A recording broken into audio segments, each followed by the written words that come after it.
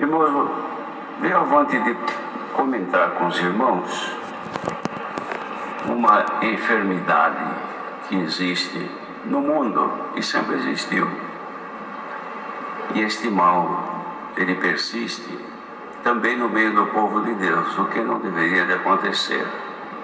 Mas é uma doença, só que não é doença no corpo, é doença de caráter espiritual. Então eu vou comentar aqui com os irmãos sobre este mal que é um pecado. É sobre a mentira e o engano.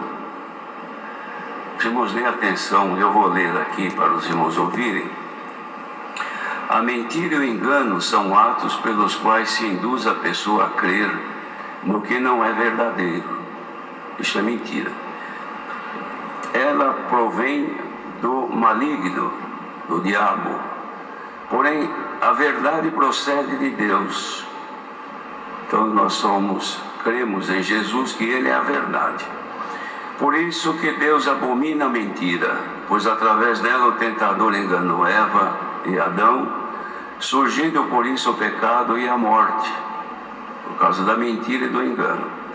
Mentir ou enganar conscientemente é pecado diante de Deus, pois segundo a sua palavra, os mentirosos não entrarão no reino dos céus, como está escrito no livro do Apocalipse 22, verso 15. Ficarão de fora os cães e os feiticeiros, e os que se prostituem, e os homicidas, e os idólatras, e qualquer que ama e comete a mentira. A mentira e o engano ocorrem quando a pessoa deliberadamente leva outras a crerem em fatos ou afirmações que não são verdadeiros, falsos ou até fraudulentos, pois a fraude também é pecado.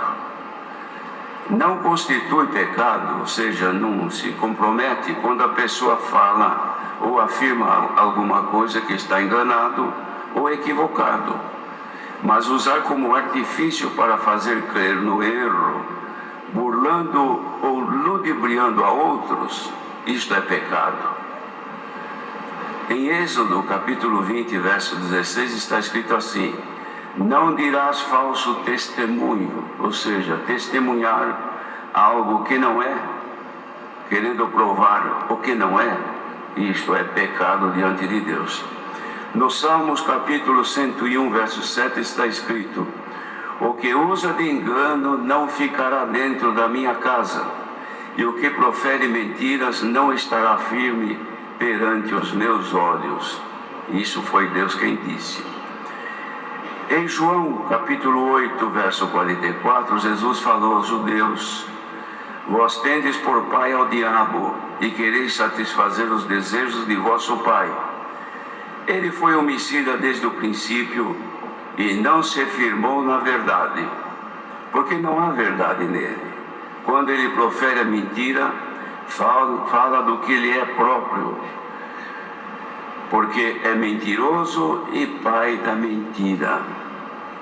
Mentir, enganar ou fraudar são atos constantes na vida das pessoas.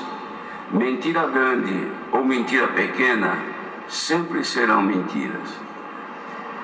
Ela é abundante na vida das pessoas, tanto nos negócios comerciais, documentos e comunicações faladas ou escritas. Isto acontece diariamente, irmãos. Para os crentes em Jesus Cristo, essa prática é pecado. A falta de vigilância e prudência faz com que isso se torne comum entre muitos, que distraidamente caem neste erro ou neste mal. Resumindo, irmãos, quem define se a pessoa mentiu ou não é a própria consciência. É a nossa consciência que fala para nós se nós estamos mentindo ou enganando ou induzindo alguém a crer naquilo que não é. Por isso é necessário que tenhamos sempre uma pura consciência diante de Deus. O apóstolo Paulo recomendava aos irmãos de Colossos, no capítulo 3, versos 9 e 10, assim: não mintais uns aos outros, pois que já despistes do velho homem com os seus feitos, e vos vestiste do novo, que se renova para o conhecimento, segundo a imagem daquele que o criou. E em Efésios capítulo 4, verso 25, também Paulo exortava os irmãos dizendo: pelo que, irmãos, deixai a mentira e falai a verdade com o seu próximo, porque somos membros uns dos outros. Aquele que mente com conhecimento comete pecado, e para que seja perdoado, deve ir aos pés do Senhor humildemente e arrependido, confessando o seu pecado e rogando-lhe o perdão, para que seja justificado, pois o mentiroso não herdará o reino dos céus.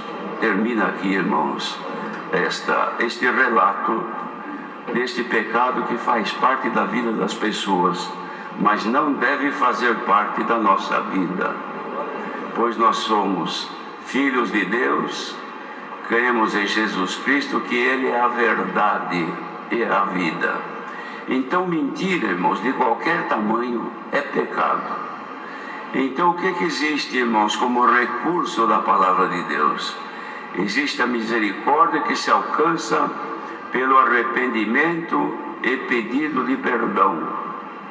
Então, a pessoa diariamente, por negligência, falta de cuidado, acaba cometendo erros, e neste caso, mentira ou engano, induzir a crer uma coisa que não é, ou mesmo um documento falso que a pessoa declara e não é verdade.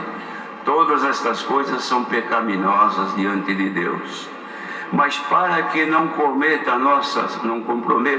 a nossa salvação, é necessário que, assim que tenhamos conhecimento pela nossa consciência que nós estamos errando, temos que ir com arrependimento e pedir perdão a Deus. Porque do contrário, irmãos, nós vamos acumulando pecado sobre pecado, e isto pode comprometer a nossa salvação.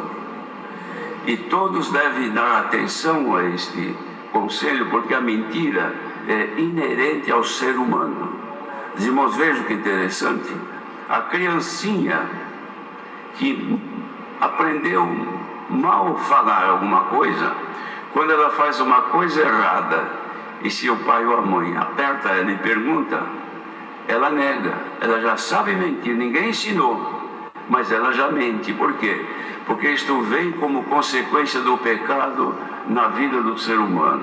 Mas nós fomos lavados pelo sangue do Senhor Jesus, e esses pecados não podem mais ter poder na nossa vida. De modo que enganar, mentir, induzir ao erro, sabendo que aquilo não é, se comete pecado diante de Deus. E isto impede que as bênçãos de Deus apareçam em nossa vida. Fica aqui este conselho para quem tiver a oportunidade de ouvir. Guarde-o, porque de outra maneira nós estaremos diante de Deus sempre com o risco de não alcançar dele. Ora, se nós não alcançamos a bênção aqui na terra, então a salvação fica muito mais difícil. Guardemos este conselho, irmãos, porque veio avante, pois isto é uma enfermidade que está sobre todos os povos na face da terra. Mas os que creram em Jesus Cristo receberam poder pelo Espírito Santo de reprimir estes males antes que caiam nele. É o que me veio avante. Deus seja louvado.